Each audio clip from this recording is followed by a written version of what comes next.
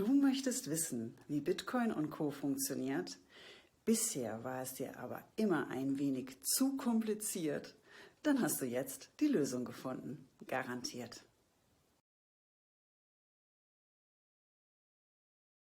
In diesem Video möchte ich dir, möglichst einfach erklärt, einen groben Überblick über die folgenden Themen geben. Wie und wann Bitcoin entstanden ist, wer es entwickelt hat, welche Vor- und Nachteile es gibt, ein wenig, wie die Technik dahinter ausschaut und ob es Sinn macht, in Bitcoin zu investieren. Am 31.10.2008 stellte das Pseudonym Satoshi Nakamoto das sogenannte White Paper von Bitcoin, also vereinfacht ausgedrückt das Papier, auf dem unter anderem eine Übersicht der Technik von Bitcoin aufgeführt ist, erstmals der Öffentlichkeit zur Verfügung. Pseudonym übrigens deswegen, weil es bis heute ein Geheimnis ist, wer oder was hinter dieser Entwicklung steht. Niemand weiß, ob es sich um eine Einzelperson, also eine Frau oder ein Mann, um eine Gruppe oder ein Unternehmen handelt. Aber was genau ist denn jetzt dieser Bitcoin? Schauen wir es uns einmal im direkten Vergleich zu unserem jetzigen Geld- bzw. Finanzsystem an. Wir alle kennen unser Geld in Form von Münzen und Scheinen. In Europa heißt dieses Geld Euro, in den Staaten Dollar und so weiter.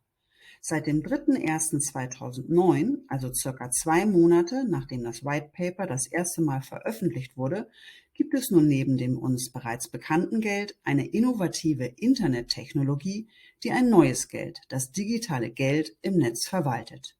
Dieses digitale Geld wird weltweit genutzt und heißt Bitcoin. Wie bei allen Währungen, die wir kennen, also zum Beispiel Euro oder Dollar, gibt es auch bei dem Bitcoin eine kleinere Währungseinheit. Bei unserem Euro heißt diese Cent. 100 Cent sind 1 Euro. Bei dem Bitcoin heißt diese Satoshi.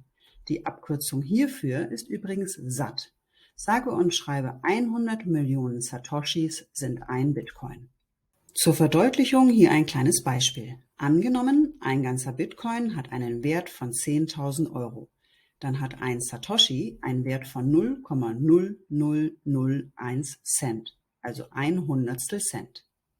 Wenn du vorhast zu investieren, musst du also nicht einen ganzen Bitcoin erwerben, sondern kannst auch die kleinere Währungseinheit, also Satoshi, kaufen.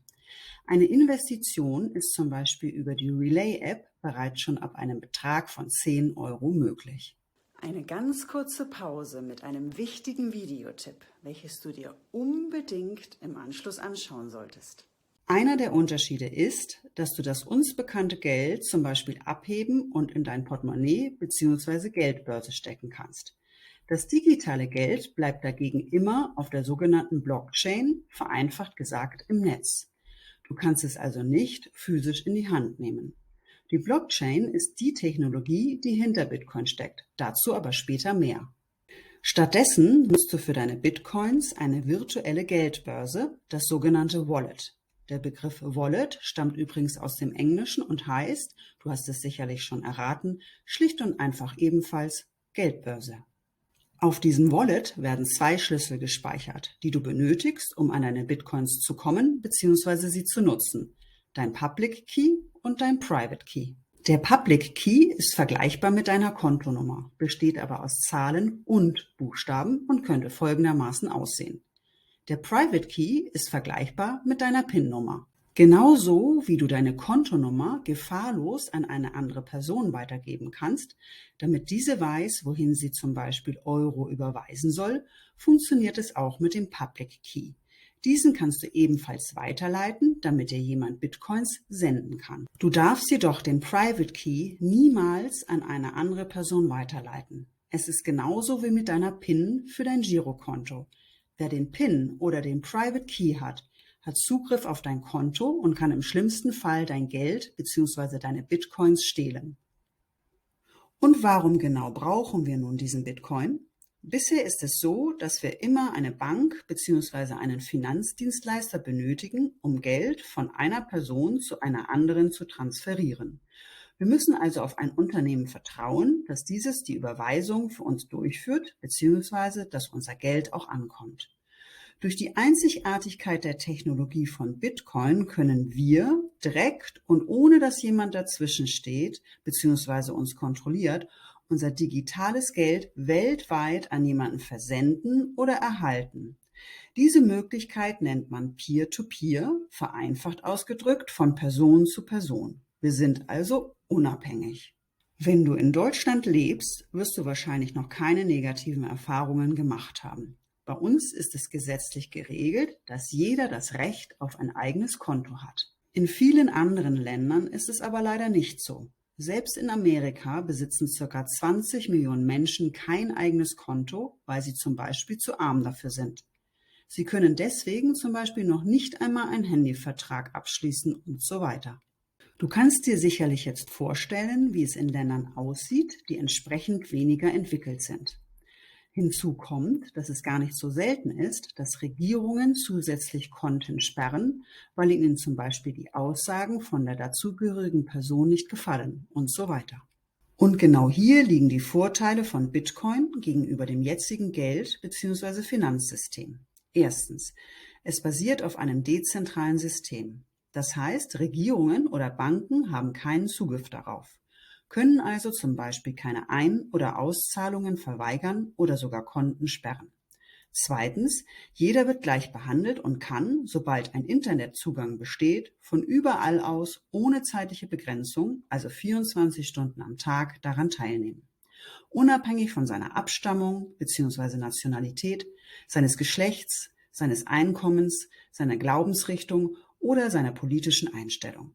Drittens, es werden uns keine Auszahlungs- oder Überweisungslimits auferlegt.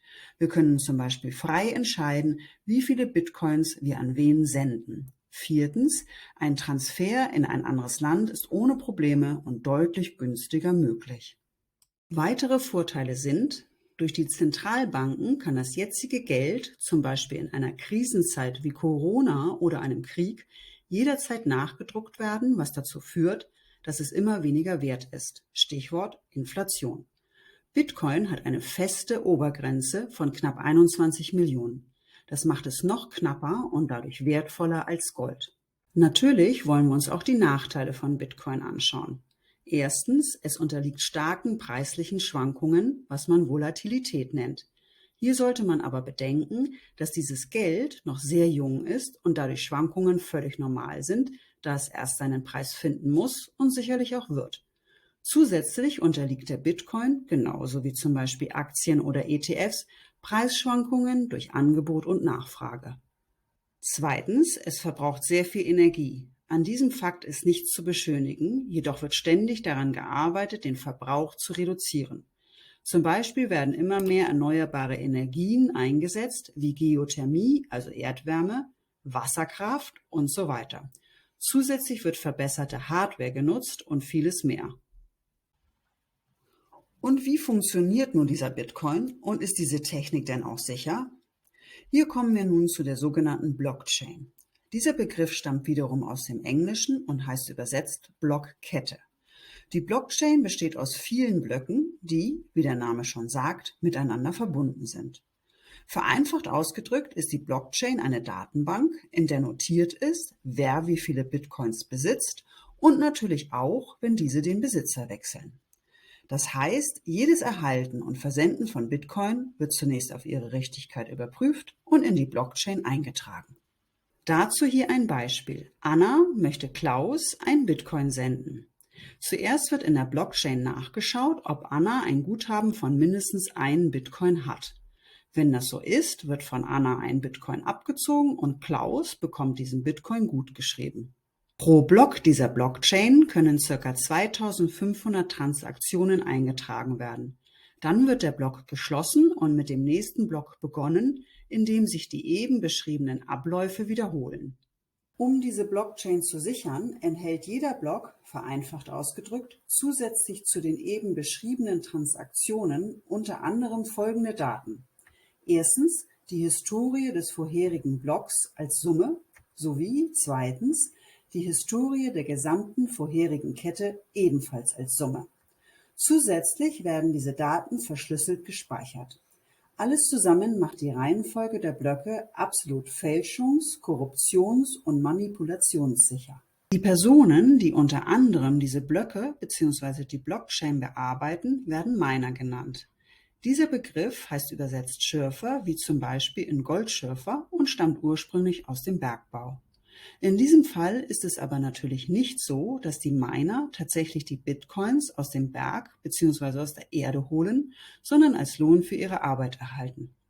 Da aber der Bitcoin als das digitale Gold bezeichnet wird, da er, wie wir schon gelernt haben, noch knapper und dadurch wertvoller ist, erscheint der Begriff Miner bzw. Mining tatsächlich angebracht. Und was macht die Technik hinter Bitcoin nun so besonders? Der Programmiercode, also die Blockchain-Technologie, die hinter Bitcoin steckt, ist Open Source, was wörtlich übersetzt öffentliche Quelle heißt. Dies bedeutet, dass jeder darin Einsicht bzw. darauf Zugriff hat, wenn er oder sie das möchte. Das heißt, dass auch du mit Hilfe eines Computerprogramms jederzeit überprüfen könntest, ob die Transaktionen, die in die Blockchain eingetragen werden, richtig sind. Das komplette System kann und wird also von den Nutzern selbst zu tausendfach überprüft und somit sichergestellt, dass alles korrekt abläuft. Ein weiterer positiver Aspekt, den wir bei anderen Unternehmen sicherlich sehr selten finden werden. Es gibt also keinerlei Geheimnisse, es ist sozusagen ein gläsernes System.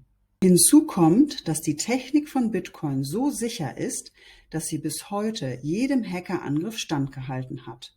Falls du eventuell gehört oder gelesen haben solltest, dass Bitcoins gestohlen worden sind, ist dieses ausschließlich bei anderen Unternehmen passiert, niemals jedoch direkt bei Bitcoin. Und lohnt es sich denn nun in Bitcoins zu investieren? Wir alle wissen, wie schnell sich unsere Welt von analog in digital verwandelt hat. Von daher sollten wir uns auch unbedingt mit diesem Thema beschäftigen, um zumindest nicht eventuell den Anschluss zu verlieren. Mittlerweile gibt es immer mehr Anhaltspunkte dafür, dass gerade die Kryptowährung Bitcoin immer mehr Akzeptanz in der Gesellschaft gefunden hat und weiterfinden wird. Beispiele hierfür sind, dass unter anderem seit September 2021 der Bitcoin gesetzliches Zahlungsmittel in El Salvador ist und dort von internationalen Firmen wie zum Beispiel McDonald's und so weiter akzeptiert wird. Der Finanzdienstleister PayPal seinen Kunden in Amerika und England die Möglichkeit bietet, Bitcoins zu kaufen, zu halten und zu verkaufen. Die ersten Bitcoin-ETFs offiziell genehmigt wurden. Große Unternehmen wie Microsoft, Mozilla, Dell, Expedia, Lieferando und so weiter Bitcoin als Zahlungsmittel akzeptieren und ständig weitere dazukommen. Da schon immer dazu geraten wurde, sein Portfolio möglichst breit zu diversifizieren, was nichts anderes bedeutet, als sein Erspartes auf verschiedene Möglichkeiten wie zum Beispiel ETFs, Gold und so weiter zu verteilen, ist es nun ebenfalls ratsam, zumindest einen Anteil auch in Bitcoin zu investieren. In diesem Video zeige ich dir Schritt für Schritt, wie du völlig ohne Risiko in wenigen Minuten mit dem Kauf von Bitcoins beginnen kannst. Und ein Tipp zum Geldsparen ist auch dabei. Wenn dir dieses Video gefallen hat, dann klicke auf Daumen hoch, abonniere meinen Kanal und aktiviere die Glocke, damit du keine weitere Folge mehr verpasst. Bis gleich im nächsten Video von Bitcoin und Co. einfach erklärt. Liebe Grüße, deine Nicola.